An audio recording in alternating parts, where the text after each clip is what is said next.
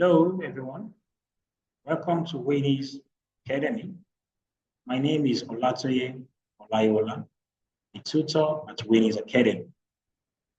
We are going to look at the topic Punctuation Marks, Part 4, final episode of Punctuation Marks. And in this episode, which is the Part 4, we'll be looking at the punctuation mark hyphen. Punctuation mark hyphen.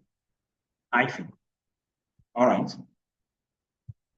This is the lesson objectives. By the end of this lesson, students should be able to state the uses of hyphen.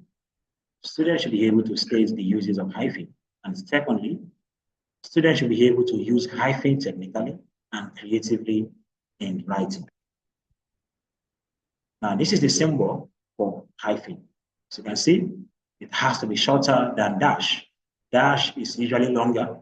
The minus mark is by length that we differentiate the hyphen and the dash. The lengths are not the same. And of course, their functions in writing will also make you know whether this is a dash or this is a hyphen. Now, what is hyphen? A hyphen is a punctuation mark used to join words or parts of words. It has several technical and creative purposes. Right?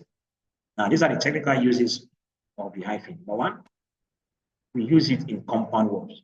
That is, we use it to join two or more words that work together. It's a simple idea. And when we form compound words in English, we can use this hyphen to separate these compound words. And in most cases, compound words, compound adjectives that are used to form words. Yeah. There's a category of compound words we call compound adjective. So when we are forming compound adjective, the hyphen is very, very mandatory. The hyphen is very mandatory to be in between the two adjectives that form a single adjective idea. So an example is here, a well-known author. So well-known is an adjective. Two words are used to form this adjective, well and known. So hyphen in between the two words is very necessary. We can also use it in word division to divide a word at the end of a line, especially in formal writing and print. So this now, what does this mean? When you are writing and using a pen to write on the book, and then a particular word, you are almost at the end of the line. You need to write a very long one. So if that word if that space in the book cannot contain the entire word, you will need to break or syllabify that word. That is, you write a part of that word on that small space, and then you write the remaining part of the word on the next line. So the portion of that word you write in that small space needs to be accompanied by a hyphen. The hyphen needs to be there to indicate that this is not the end of this word. The continuation is on the next line. So this is an example. He is an international student. So we assume that inter is the end of the line. So we need to break the word inter by putting a hyphen after inter. And we put the remaining part of the word international student. So we also use hyphen in prefixes and suffixes. That is to avoid confusion or awkward spellings when using prefixes. So when we attach prefixes to words, hyphen need to be put there. Re-enter, co-owner. So in order to avoid confusion, because the prefix ends with the same vowel that begins the stem word. Enter. It starts with E, and the prefix want to add to it also end with E. So there needs to be a hyphen in between. The same thing with the stem, owner, and the prefix O. The prefix ends with O, and the stem word begins with what? O. So to avoid this confusion, the hyphen needs to be placed in between the prefix and the stem word. And also we use hyphen in compound numbers. In numbers from 21 to 99. Of course, this is another form of compound words. So numbers that start from 21, of course, that is the beginning of compound numbers. In numbers 21 to 99. That is where we form compound numbers. 20 and 1. 20 is a number on its own, 1 is a number on its own. So to put these two words together to form a new word, we need to put a hyphen in between. So we have an example here, 45 students. So the hyphen here is very necessary to be in between the word 40 and the word 5. Let's take notes. Now, this is the creative use of hyphen. We have 4 here creative uses.